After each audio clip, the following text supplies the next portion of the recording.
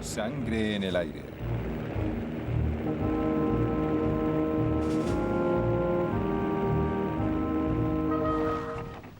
Ni siquiera el varón rojo, que parecía invencible, era inmune a la muerte, aunque no le afectara el miedo.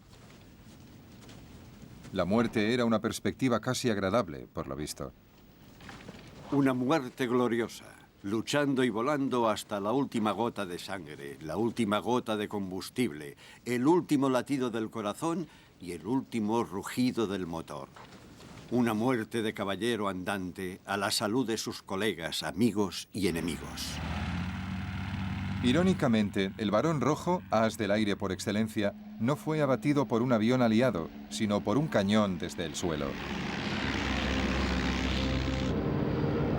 Mientras él dominaba el aire sobre la tierra, tenía lugar otra guerra aérea aún más extraordinaria sobre el mar. Al principio de la guerra, los alemanes llevaban ventaja. Sus cepelines les permitían atravesar todo el Mar del Norte. Los británicos contraatacaron con su propia nave, el Vigía submarino. Podía volar a casi 80 kilómetros por hora y, como el cepelín, se usaba principalmente para misiones de reconocimiento. Gran Bretaña sufría los ataques de los submarinos. Había que localizarlos. A principios de 1915 se pidieron voluntarios a la Marina para formar un nuevo cuerpo aeronaval. Llegó un mensaje a todos los barcos y cruceros de combate de la flota diciendo que cada capitán tenía que recomendar a un joven oficial de unos 18, 19, 20 años para un servicio especial. Cuando llegamos al almirantazgo, nos acompañaron al despacho del primer almirante del mar, Lord Fisher, que nos recibió diciendo: «Caballeros, ustedes van a volar y dentro de un año seguramente estarán muertos o puede que consigan la Cruz de la Reina Victoria. Pero se les ha seleccionado para iniciar un nuevo servicio aéreo que contrarrestará la amenaza de los submarinos que sufrimos en esta guerra. Si no quieren volar, vengan a decírmelo antes de 48 horas». Pocos dudaron en alistarse para volar muy alto. Pilotar un avión en un día hermoso era un auténtico placer. Sentías que el cielo era todo tuyo. Podías ir donde quisieras dentro del alcance del barco. Volar a la altura que quisieras, a la velocidad que quisieras.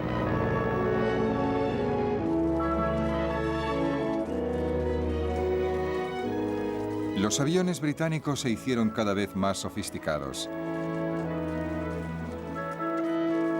Además de localizar objetivos alemanes, también salían a bombardearlos, pero con una tecnología muy primitiva. Podíamos volar muchas horas, pero nuestra capacidad de llevar bombas era más bien reducida. Llevábamos bombas pequeñas que iban más o menos sueltas rodando por el suelo. Al fin las colgábamos de lado con trozos de cuerda y llevábamos navajas para cortar las cuerdas y soltar la bomba.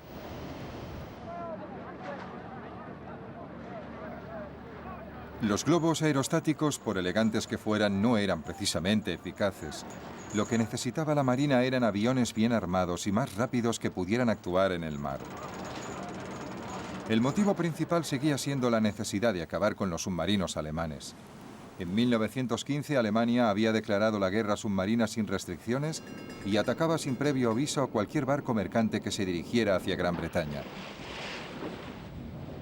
Ya habían hundido cientos de barcos. Una grave amenaza para Gran Bretaña que dependía del comercio para sobrevivir. Aunque los submarinos atacaban desde debajo del agua, tenía que pasar la mayor parte del tiempo en la superficie. La mejor manera de localizarlos era con aviones, que también podían servir para hundirlos. Pero para conseguir que esos aviones primitivos y de poco alcance cubrieran grandes extensiones de océano, había que superar una serie de grandes retos tecnológicos. La mayor contribución del servicio aéreo de la Armada Real fue ser pionera en el uso de aviones en el mar. Al principio de la guerra, los aviones eran hidroaviones. Esos aviones llevaban flotadores de madera atados a las ruedas para poder despegar y aterrizar sobre el agua. Pero levantar esos hidroaviones en el aire era un trabajo muy pesado. Para colocar el hidroavión en la superficie del mar, había que detener el barco y usar una grúa para depositarlo en el agua. Era un sistema complicado, una pérdida de tiempo y de energías. Para despegar de la superficie del mar se gastaba mucho combustible. Los flotadores eran pesados y reducían mucho la velocidad del avión. Y luego, para volver a subir el avión a bordo, había que repetirlo todo a la inversa. Aterrizar con el avión en el mar, detener el barco y levantar el avión hasta cubierta. Era una imagen sorprendente.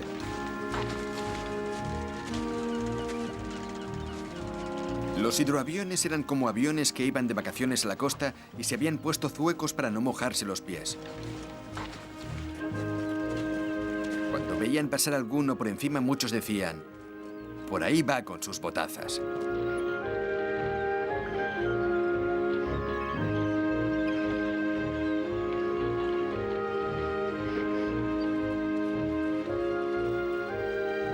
Todas las naciones en guerra se desesperaban buscando la forma de trasladar los aviones.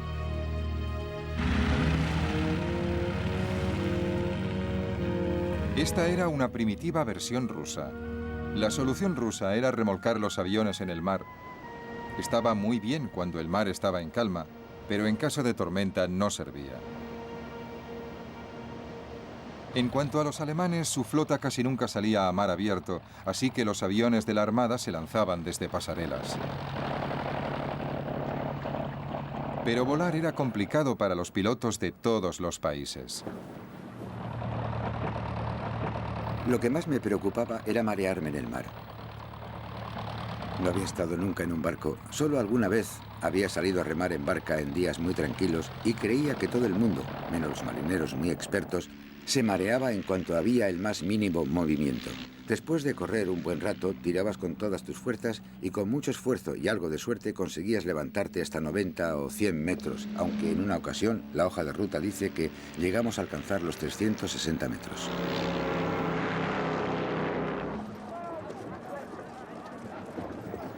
El primer avión marino británico producido en grandes series fue el Short. No era solo un avión de vigilancia, también podía ir armado con bombas. Eso añadía peso y los pilotos no siempre conseguían despegar. El mar estaba tan calmado como una balsa de aceite. ¿Pero os creéis que la máquina despegó? Y un pimiento. Estuve 20 minutos luchando sobre la superficie como un pato herido, hasta que el agua del radiador empezó a hervir y la carlinga se puso como una sauna. Esos aviones primitivos no podían despegar a no ser que el mar estuviera muy tranquilo. Solo podían despegar y ser repescados cuando el mar estaba absolutamente llano. Y claro, eso en el Mar del Norte pasa muy pocas veces. Otra respuesta a la amenaza de los submarinos fue construir aviones con un alcance mucho más largo, que podían despegar desde un puerto tranquilo, y así nació el barco volador. En 1917, un barco volador hundió su primer submarino, pero sus pilotos no tenían apoyo. Personalmente, considero que las batallas de barcos volantes eran mucho más desesperadas que las que se libraban en el frente francés. Lo digo porque, además de los riesgos habituales del combate, había que hacer un largo viaje sobre un mar desierto antes y después de la lucha. El Mar del Norte es muy peligroso. La niebla, las marejadas, las nubes bajas son más habituales que los días buenos. Siempre sabías que si te fallaba el motor o tenías cualquier problema tonto, era casi seguro que te ibas a ahogar, con muy pocas probabilidades de que te rescataran.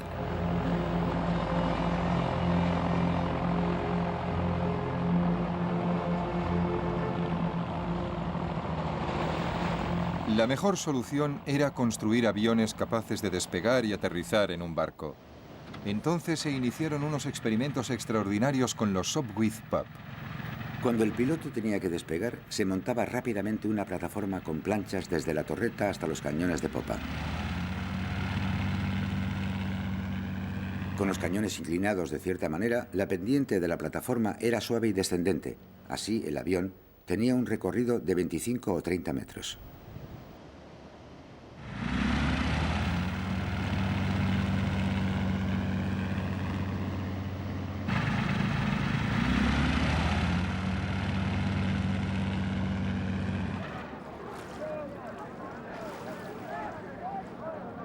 Era muy arriesgado. Si el piloto no lograba la velocidad suficiente para despegar, se estrellaba contra el agua. Pero aunque hubiera calculado bien, pasaría a menos de 1 metro de las olas. Era una operación más que arriesgada y me encantaba ver a esos pilotos. Les admiraba por su valor y por su habilidad.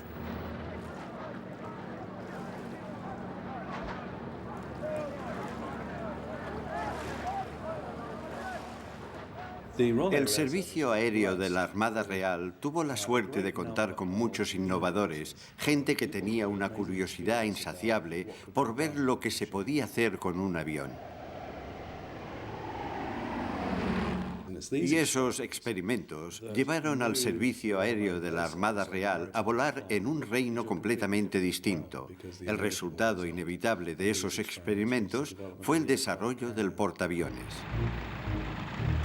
En agosto de 1917, un Sopwith Pup consiguió aterrizar con éxito en la cubierta del HMS Furious, un crucero que había sido reformado para convertirse en el primer portaaviones británico. Lo primero que tuvimos que hacer es aprender a despegar del puente frontal y aterrizar de nuevo. Recuerdo que el capitán decía, es lo mismo que si os pusierais una pistola en la cabeza. Tenéis que sincronizar la velocidad del barco con la velocidad del avión, y es muy difícil.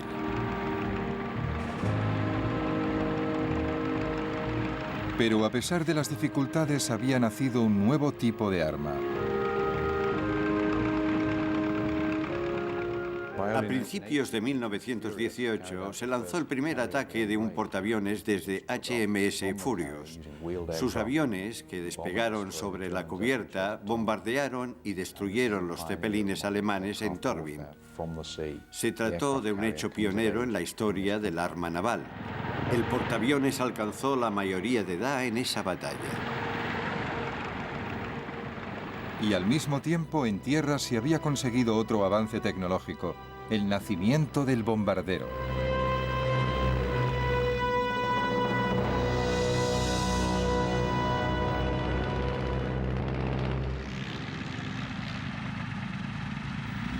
En el verano de 1917, los pilotos aliados en el frente occidental habían vuelto a ponerse a la altura de la tecnología alemana.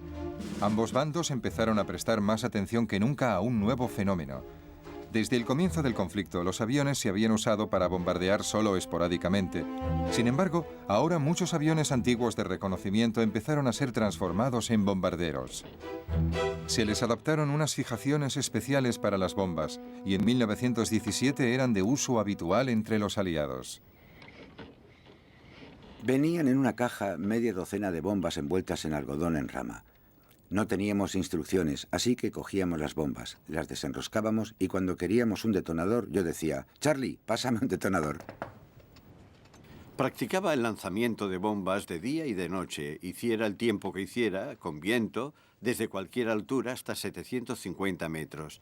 En el centro del aeródromo había un círculo grande pintado con tiza y el ejercicio se daba por bueno si la bomba caía dentro del círculo. Las bombas se usaban para estorbar los movimientos de las tropas enemigas.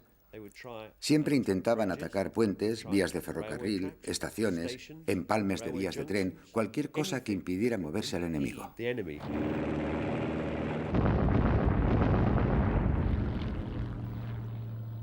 Los bombarderos volaban bajo para soltar su carga y el fuego antiaéreo era cada vez más intenso. Los británicos lo llamaban Archie.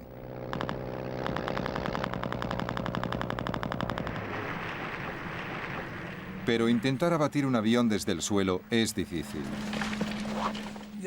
Venían tan rápido que cuando habías cargado el arma, ya se habían ido. Solo podías tocarles si sabías por dónde venían, si te encarabas a esperarlos.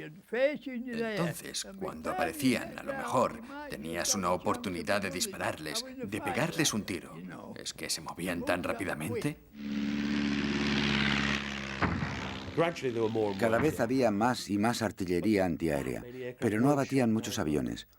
Era más bien un intento disuasorio, y es un buen indicador de la valentía de un piloto porque se reían de Archie. Bueno, primero tenían miedo, luego se reían y luego, cuando les fallaba el valor, empezaban a obsesionarse y a preocuparse de que ese día la nube de humo junto al avión les diera de lleno. No sé cuánto van a resistir mis nervios este bombardeo casi diario de Archie. Me he dado cuenta de que algunos están perdiendo los nervios poco a poco. Hoy, Archibald nos ha dado un buen rapapolvo y algunas balas han pasado demasiado cerca y oía los trozos de metralla que pasaban silbando. Y tienen que pasar muy cerca para que puedas oír el silbido de la metralla por encima del motor del avión. La carrera de armas aéreas de la Primera Guerra Mundial dio un giro nuevo y devastador a la industria del armamento. Por primera vez, los civiles se convirtieron en objetivos. Los alemanes llevaron a cabo el primer bombardeo a civiles en enero de 1915 en la costa de Norfolk. Su bombardero era un Zeppelin. En mayo de 1915, los Zeppelines bombardearon Londres. 7 civiles resultaron muertos. Dijimos, mira eso. Era una cosa larga y negra con forma de puro que se acercaba muy despacio.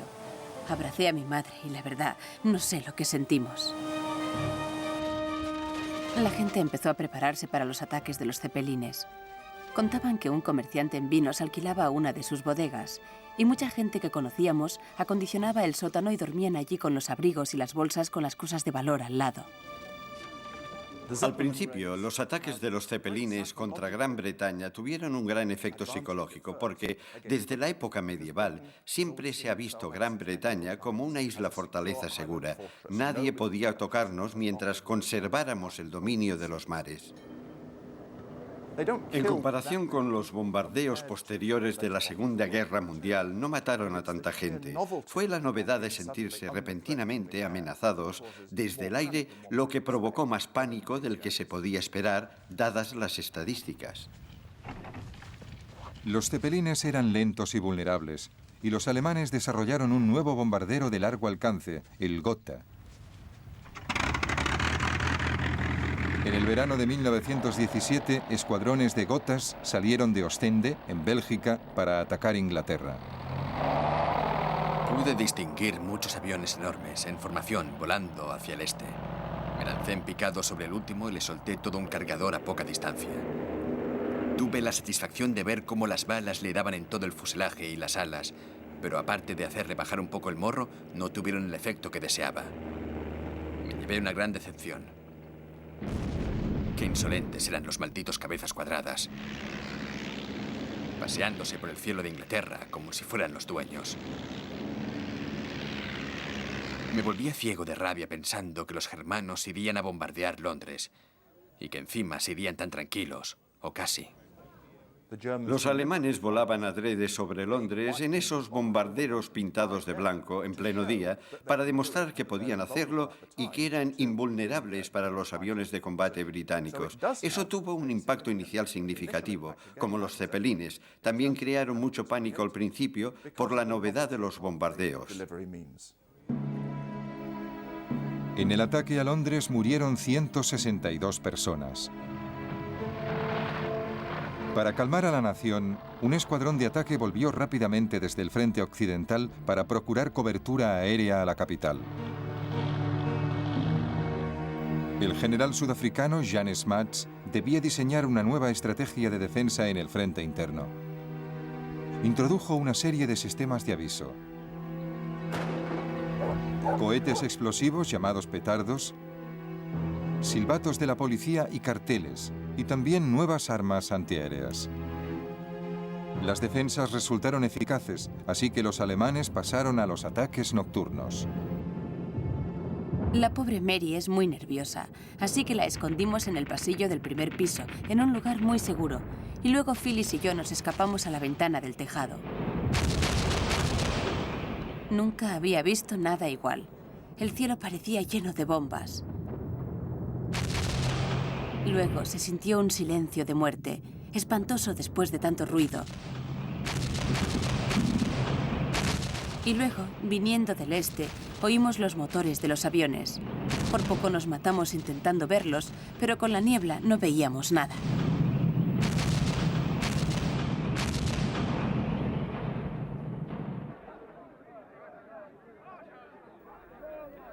Incluso por las noches, las defensas antiaéreas británicas resultaron tan eficaces que los alemanes terminaron abandonando los ataques con bombarderos.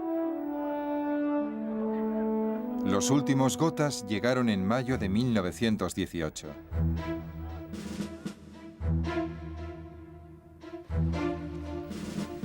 Los británicos también habían desarrollado sus propios bombarderos, como el Handley Page, que tenía autonomía para atacar objetivos en Alemania. Estas nuevas máquinas voladoras llevaron la guerra a un nivel desconocido. En 1918, el general Smuts escribiría proféticamente: según las previsiones actuales, no hay límites a la escalada del futuro uso independiente de la aviación para la guerra. Y es posible que pronto llegue el día en que las misiones aéreas, con su capacidad de devastar tierras enemigas y destruir centros industriales y de población a gran escala, se conviertan en las principales misiones de una guerra.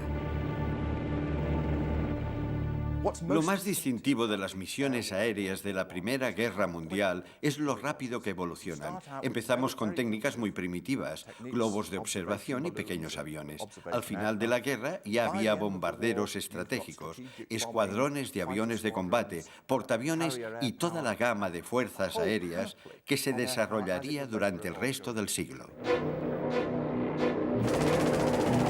A pesar de todos los cambios tecnológicos y estratégicos que había detrás, la lucha en el aire se reducía a individuos en sus aviones, enfrentándose en un combate singular de nuestros tiempos. El coste para ellos fue muy alto. Es posible que murieran miles de pilotos, y no millones, como en las trincheras, pero sus posibilidades de sobrevivir también eran muy pocas. La muerte de un as del aire, un norteamericano llamado Raoul Loveberry, resumía cómo se veían a sí mismos. Su canción reflejaba lo que el piloto sabía, que su vida era emocionante, pero corta. Bajo las vigas que resuenan, las paredes están desnudas. Se oyen los ecos de unas risas. Los muertos están ahí. Sostened firmes la copa. El mundo es una mentira. A la salud de los muertos y viva el próximo que muera.